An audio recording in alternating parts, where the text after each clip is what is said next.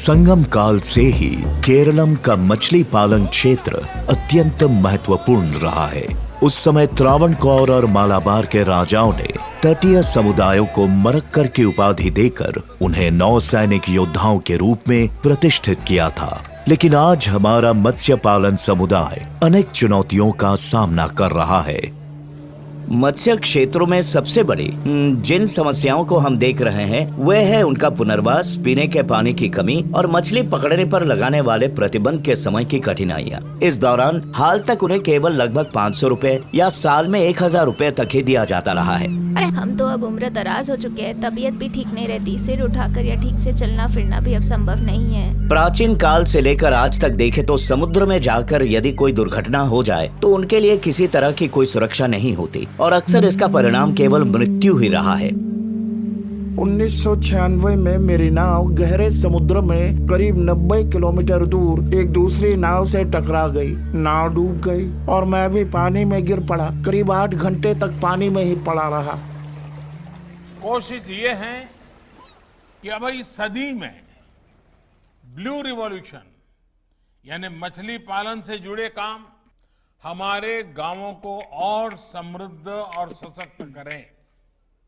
प्रधानमंत्री मत्स्य संपदा योजना के तहत अब देश के तटीय क्षेत्रों में एक बड़ा जागरण देखने को मिल रहा है। मत्स्य क्षेत्रों में मछुआरा समुदाय के लिए अलग से एक मंत्रालय बनाने के लिए केंद्र सरकार भी आगे आई है। इसी के तहत 2021 से 25 तक केवल केरलम के लिए ही 1358 करोड़ रुपए आवंटित किए गए हैं।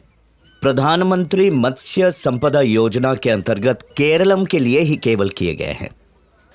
प्रधानमंत्री मत्स्य संपदा योजना के माध्यम से मछुआरों को व्यक्तिगत लाभों के साथ साथ सामूहिक उद्यमों के लिए भी सहायता सुनिश्चित की जा रही है। इसके अलावा बेहतर विपणन सुविधाएं और अत्याधुनिक सुरक्षा उपकरण भी उपलब्ध कराए जा रहे हैं और केरलम में 11 हार्बरों का विकास भी इस योजना के तहत वर्तमान में किया जा रहा है। एक मछुआरे के लिए केंद्र सरकार ने लगभग 4500 रुपए प्रति वर्ष निर्धारित किए हैं।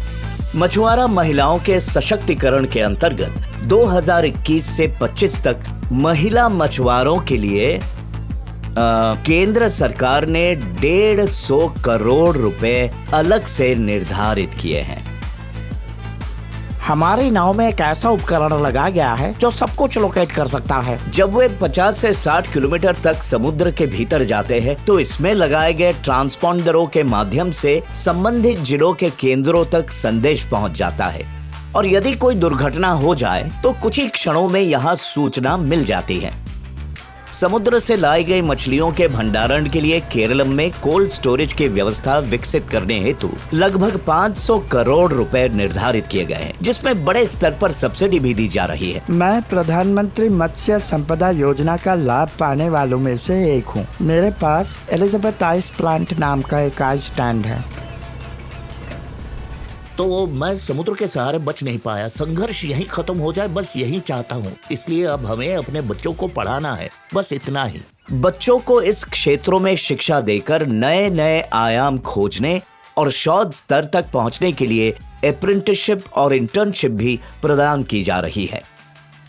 तालाबों में मत्स्य पालन को प्रोत्साहित करने के लिए केरलम में 50 करोड़ रुपए आवंटित किए गए हैं।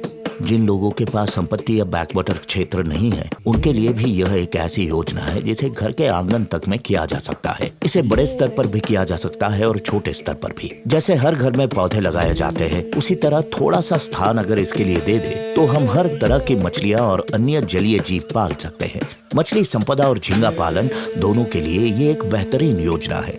बस ये थोड़ा पहले आ जानी चाहिए थी। मैं गल्फ में था, वापस आने के बाद अब मुझे भी इस क्षेत्र में कुछ करना है, लेकिन सरकार की ओर से कोई लाभ नहीं मिल रहा है क्योंकि वे कहते हैं कि मेरी पत्नी को पेंशन मिलती है। फिर भी केंद्र सरकार की योजना के अनुसार मुझे लगता है कि अब इन बैकवाटर क्षेत्रों में मत्स्य पालन के लिए कुछ योजनाएं हैं। यह मिल जाए तो मैं भी अच्छे से काम शुरू कर सकता हूँ और इस योजना का लाभ उठा सकता हूँ। सिर्फ एक योजना से बढ़कर आज यह स्पष्ट दिखाई देता है कि प्रधानमंत्री मत्स्य संपदा योजना पूरे मछुआरा समुदाय के लिए एक बड़े सहारे के रूप में उभर रही है।